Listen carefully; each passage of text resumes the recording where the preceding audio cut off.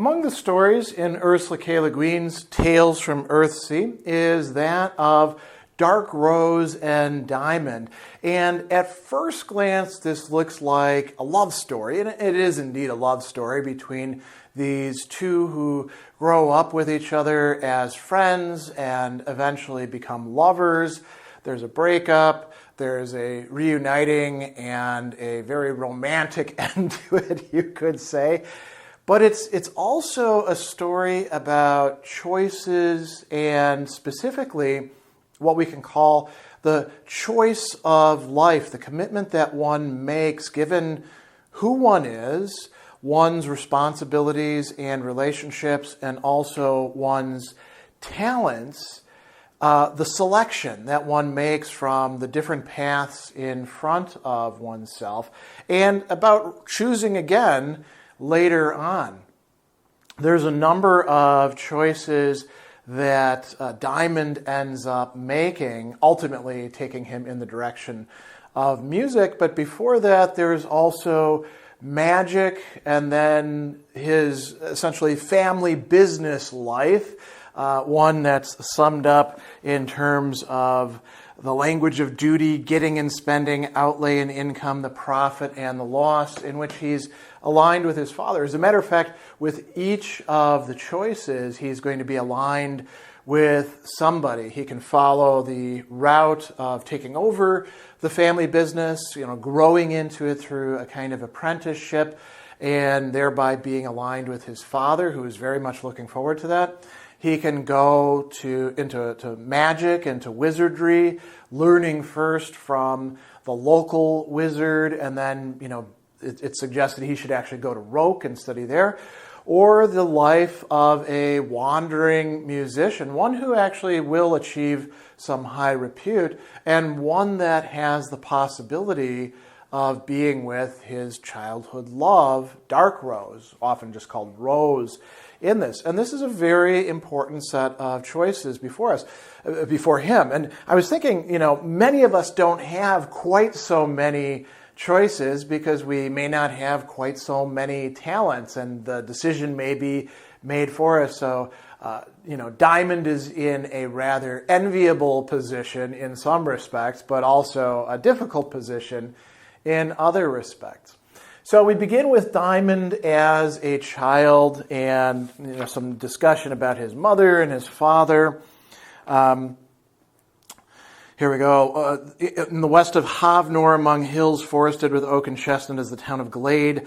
A while ago, the rich man of that town was a merchant called Golden. Golden owned the mill that cut the oak boards for the ships they built in Havnor, Southport, and Havnor, Greatport. He owned the biggest chestnut groves. He owned the carts and hired the carters that carried the timber and chestnuts over the hills to be sold. He did very well from trees, and when his son was born, his mother said, "We could call him Chestnut or Oak, maybe." But the father said Diamond, Diamond being in his estimation the one thing more precious than gold. So little Diamond grew up in the finest house in Glade, a fat, bright-eyed baby, a ruddy, cheerful boy. He had a sweet singing voice, a true ear, and a love of music, so that his mother, Tully, called him Song Sparrow and Skylark, among other loving names. He trilled and caroled about the house, for he knew any tune as soon as he heard it, and he invented tunes when he heard none. His mother had the wise woman Tangle, and here we get another important character coming in, teach him the creation of Ea and the deed of the young king. And at sun return, when he was 11 years old, he sang the winter carol for the Lord of the western land. The Lord and the lady praised the boy singing and gave him a tiny gold box with a diamond set in the lid. Golden was a bit impatient with the singing. There are more important things for you to do, son, and greater prizes to be earned. Diamond thought his father meant the business, the loggers, the sawyers, the sawmill, the chestnut groves, the pickers, the carters, the carts, all that work and planning, those complicated adult matters. He never felt it had much to do with him, so how was he to have as much to do with it as his father expected? But Golden wasn't only thinking about the business. He'd observed something about his son that had made him not exactly set his eyes higher than the business, but glance above it from time to time, then shut his eyes. What a wonderful stage setting and beginning. So it turns out, as we're going to learn by reading more, that Diamond not only has this great talent for music, which is not just a mere mimetic trait, right? He makes his own music when nobody else is making music, and for magic. Magic in Earthsea is incredibly important.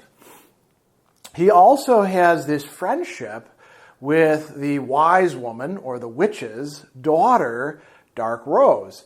And they play around together as kids do and do magic together. So one of the things that Golden is observing is them doing some magic, playing around. When he saw Diamond come down the stairs without touching the stairs, he thought his eyes had deceived him. When a few days later he saw the child float up the stairs, and he said, "Can you do that coming down?" And Diamond said, "Oh yes, like this," and sailed back down, smooth as a cloud on the south wind. "How did you learn to do this?" he asks him. And Diamond says, "I just sort of found out." And that's the way it is with nearly all of the things. He catches them playing a game with rocks, moving the rocks around. And, you know, when he asks him about it, Rose says, "I just thought it up, this game," right? And Golden doesn't like Darkrose. She was both outspoken and defensive, rash and timid. She was a girl and a year younger than Diamond and a witch's daughter. He wished his son would play with boys his own age, his own sort, from the respectable families of Glade. And we find out later why things are like this. Her mother is not really mothering her at all. If Darkrose asks for something, her mother will give it to her. But she doesn't show her an awful lot of affection or care or foresight. And at one point, Darkrose asks her, "Why did you even have me if you didn't really want to have a child?" And she says, "Well, you know, I've got to do midwifery. I kind of needed to know something about being pregnant and having a child. So you're it," you know. So Darkrose is you know, sort of on the outside of high society there. And Diamond's family is really in the center. His father, Golden, has desires for him. He wants Diamond to continue in the family business, but he also recognizes that that might not be the best path for him. Here's a great line. "In Golden's understanding, money was power, but not the only power. There were two others, one equal, one greater. There was birth. When the lord of the western land came to his domain near Glade, Golden was glad to show him fealty. The lord was born to govern and to keep the peace, as Golden was born to deal with commerce and wealth, each in his place, and each, noble or common, if he served well and honestly, deserved honor and respect." So what we see here is a sort of division of society and different paths that one can go. The lords are supposed to keep order within the realm, a very important function, as we see when, you know, there's stories about disorder. And the merchants are supposed to keep the economy going. And then he says, "Power of birth and power of money were contingent and must be earned lest they be lost. Beyond the rich and the lordly were those called the men of power, the wizards. Their power, though little exercised, was absolute. In their hands lay the fate of the long kingless kingdom of the archipelago. If Diamond had been born to that sort of power, if that was his gift, all of Golden's dreams and plans of training him in the business and helping him expanding the carting route to a regular trade and buying up the chestnut forest, all those dwindled into trifles." And so, you know, he talks to the local wizard and finds out that if you have a talent like that and you don't cultivate it, it can really go badly. So he decides, well, I've got to ask my son what he wants to do. And he gives Diamond a choice. He doesn't simply impose it on him as his father. He actually tells him that you yourself have to choose as a man. He says, you know, I've got this possibility for you. You must make your choice alone as a man. Do you understand that? Golden was earnest, seeing his chance to begin to wean the lad from his mother. She as a woman would cling, but he as a man must learn to let go. And so he goes off and he begins to study with Master Hemlock. Before that, he tells Rose, you know, I have to go and do this. And Rose is actually not that unhappy about it. She's like, well, you're going to learn a lot of cool stuff, and maybe you can teach me that stuff as well. As it's going to turn out, studying with Master Hemlock is not learning an awful lot of wizardry. It's instead learning and memorizing names. This goes back to some of the other passages in the Earthsea stories about what learning is like for wizards. Here we go. He had to memorize long, long lists of words of power in the language of the making, plants and parts of plants, and animals and parts of animals, and islands and parts of islands, parts of ships, parts of the human body. The words never made sense, never made sentences, only lists, long lists. So you can imagine this is quite dry. And it's not only dry because it's a lot of information, it's contextless, right? There's nothing that's providing it with a kind of structure or meaning other than this means this. It's sort of like memorizing a dictionary. And what we find is that Diamond begins actually setting some of these things to music, since he is musically inclined. Hemlock talks about keeping the equilibrium, knowledge, order, and control. These words he said so often, they made a tune in Diamond's head and sang themselves over and over again. Knowledge, order, and control, right? When Diamond put the lists of names to tunes he made up, he learned them much faster, but then the tune would come as part of the name, and he would sing out so clearly that Hemlock winced. Hemlock's was a very silent house. And he tries to do sendings, Diamond, to Darkrose, and he finds that he can't really contact her. Eventually he decides, there's a crisis, you could say, that's provoked because Hemlock says, son, you really should go to Roke and study there. You're going to learn so much more. And Diamond says, are you sure that I'm up to that? Do you think I ought to? There's a kind of modesty. And he says, you should either go to Roke or find a wizard to teach you what you need. You need what I can teach you. You need the names, but that's not your gift. You have to find something that will cultivate your gift. If you were to go to Roke, I'd send a letter with you drawing you to the particular attention of the master summoner. The summoner's art, as Leguin points out, is perhaps the most arcane and dangerous of the arts of magic. And Hemlock says, maybe I'm wrong. Maybe your gift is for pattern, perhaps an ordinary gift for shaping and transformation. I'm not sure. And he says, you are uncommonly slow, young man, to recognize your own capacities. And he says, I thought my gift was for music. Hemlock dismissed that with a flick of his hand. I'm talking about the true art of magic. And then Hemlock reveals something to him. I've been protecting you this whole time. You shouldn't go home. If you go to Roke, you'll be totally protected. If you stay here, you can be under my protection. But if you go home, you're not going to be protected. Protected from what? Protected from sexuality and the desires of, having some sort of intimate relation with his love, Darkrose. Wizards, at least in Earthsea at that time, have to be celibate. They have to bind themselves, and they do so by magical means quite often, and they can do so for others. So the reason why Darkrose has not been able to be contacted by Diamond, or to be able to contact him herself, which she does, as we find out, she tries to, is because this wizard Hemlock has been imposing a bar upon that. He calls it protecting. Diamond doesn't see it that way, and Diamond runs away. He doesn't want to go to Roke, and he also doesn't want this sort of protection. And he goes to Darkrose, who is very upset with Diamond for not responding to her, and she rejects him. She pushes him away, and then he decides, fine, I'm not doing magic. I'm not going to spend time with Darkrose. I guess I'll go into the family business. And that is what he does. He chooses the family business and leaves magic behind. As we find out, it's going to require a little bit of a trick to do that. And Golden is very happy about this, right? Here we go. He's talking with his parents, and he tells them, I ran away. It's not the life I want.